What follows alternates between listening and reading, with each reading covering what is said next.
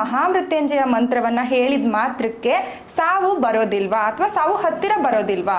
ಈ ಮಂತ್ರವನ್ನ ಹೇಳುವುದರಿಂದ ನಮಗೆ ಸಾವೇ ಬರೋದಿಲ್ಲ, ನಾವು ಮೃತ್ಯುಂಜಯನಾಗ್ಬಿಡ್ತೀವಿ ಅನ್ನುವಂಥದ್ದು ಇದು ಬಹಳ ದೊಡ್ಡ ತಪ್ಪು ಕಲ್ಪನೆ.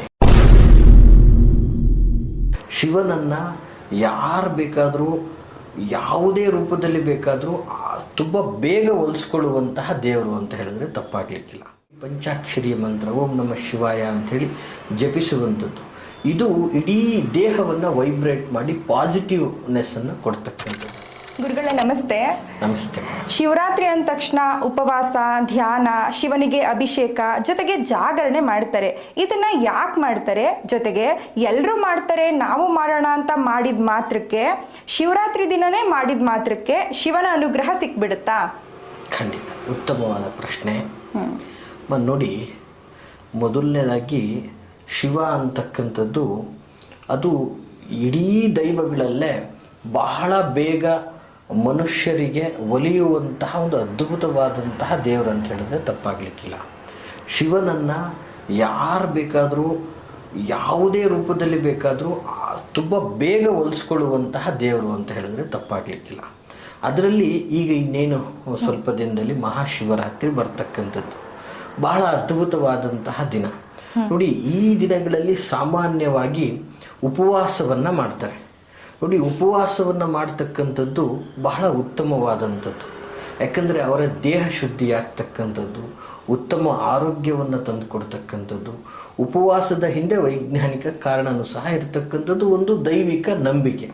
ಜೊತೆಗೆ ಆ ದಿನ ವಿಶೇಷವಾಗಿ ಪಂಚಾಕ್ಷರಿಯ ಮಂತ್ರ ಓಂ ನಮಃ ಶಿವಾಯ ಅಂಥೇಳಿ ಜಪಿಸುವಂಥದ್ದು ಇದು ಇಡೀ ದೇಹವನ್ನು ವೈಬ್ರೇಟ್ ಮಾಡಿ ಪಾಸಿಟಿವ್ನೆಸ್ಸನ್ನು ಕೊಡ್ತಕ್ಕಂಥದ್ದಾಗಿರ್ತದೆ.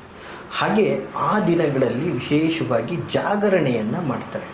ನೋಡಿ, ಒಂದು ತಿಳ್ಕೊಬೇಕಾಗಿರ್ತಕ್ಕಂಥದ್ದು, ಆ ದಿನ ಶಿವ ಪಾರ್ವತಿಯರು ವಿವಾಹವಾದಂತಹ ದಿನ ಅನ್ನುವಂತಹ ಒಂದು ನಂಬಿಕೆ. ಆದರೆ ಮತ್ತೊಂದು ಪರಮಾತ್ಮ ಮಹಾದೇವನು ಆ ದಿನ ವಿಶೇಷವಾಗಿ ಅನಂತ ಜ್ಯೋತಿರ್ಲಿಂಗ ರೂಪದಲ್ಲಿ ಪ್ರಕಟವಾದ ಅಂತಕ್ಕಂತಹ ನಂಬಿಕೆಯನ್ನು ಕೂಡ ನಮ್ಮ ಒಂದು ಸನಾತನದಲ್ಲಿ ಇರ್ತಕ್ಕಂಥದ್ದು.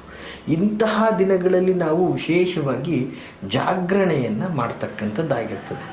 ಜಾಗರಣೆಯನ್ನು ನಾವು ಮಾಡುವುದರಿಂದ ಏನಾಗ್ತದೆ, ರಾತ್ರಿಯ ಸಮಯದಲ್ಲಿ ತಪಸ್ಸು ಮಾಡುವಂಥದ್ದು ಬಹಳ ಅದ್ಭುತ ಯಶಸ್ಸನ್ನು ಕೊಡ್ತದೆ. ಮತ್ತು ಆಧ್ಯಾತ್ಮಿಕವಾದಂತಹ ಜಾಗೃತಿಯನ್ನು ಕೊಡ್ತದೆ, ಆಧ್ಯಾತ್ಮಿಕದಲ್ಲಿ ಜಾಗೃತಿ ಕೊಡ್ತದೆ. ಮತ್ತು ಆ ದಿನದ ಒಂದು ಜಾಗರಣೆ ನಮ್ಮ ಪಾಪನಾಶಕ್ಕೆ ಬಹಳ ಅದ್ಭುತವಾದಂತಹ ಸಮಯವಾಗಿರ್ತದೆ. ಮತ್ತು ನಮ್ಮ ಮನಃಶಾಂತಿಗೂ ಕೂಡ ಬಹಳ ಅದ್ಭುತವಾದ ಸಮಯವಾಗಿರ್ತದೆ.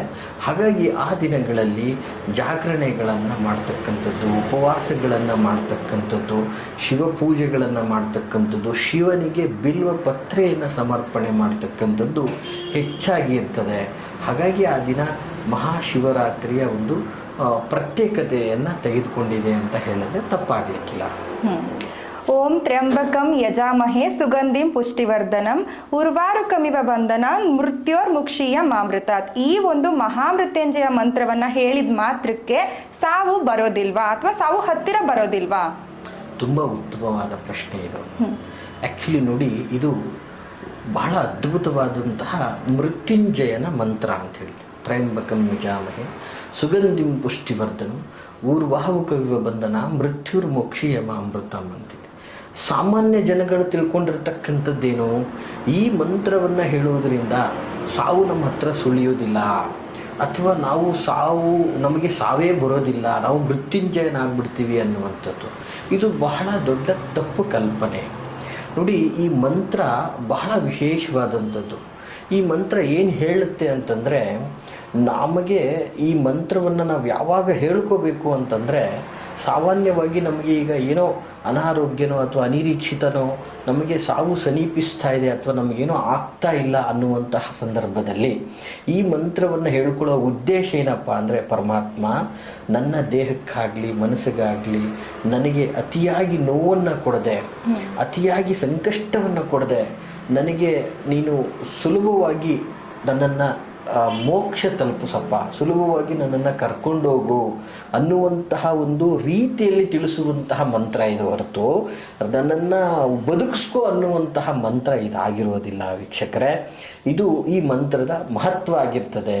ಈ ವಿಶೇಷವಾದಂತಹ ಮಹಾಶಿವರಾತ್ರಿಯ ದಿನದಂದು ಶಿವನ ದೇವಾಲಯಕ್ಕೆ ಹೋಗಿ ಬಿಲ್ವ ಪತ್ರೆಯನ್ನು ಸಮರ್ಪಣೆಯನ್ನು ಮಾಡಿ, ಜೊತೆಗೆ ಬಾದಾಮಿಯಲ್ಲಿ ಒಂದು ಲಿಂಗಕ್ಕೆ ಅಭಿಷೇಕವನ್ನು ಮಾಡಿ, ಆ ಬಾದಾಮಿಯನ್ನು ದೇವಸ್ಥಾನದಲ್ಲಿರ್ತಕ್ಕಂತಹ ಭಕ್ತರಿಗೆ ಕೊಡುವುದರಿಂದ ನಿಮ್ಮ ಎಷ್ಟೋ ದಿನದ ಕಷ್ಟ, ನಷ್ಟ, ನೋವು, ನಲಿವು ಈ ಎಲ್ಲ ಸಮಸ್ಯೆಗಳು ದೂರ ಆಗ್ತದೆ.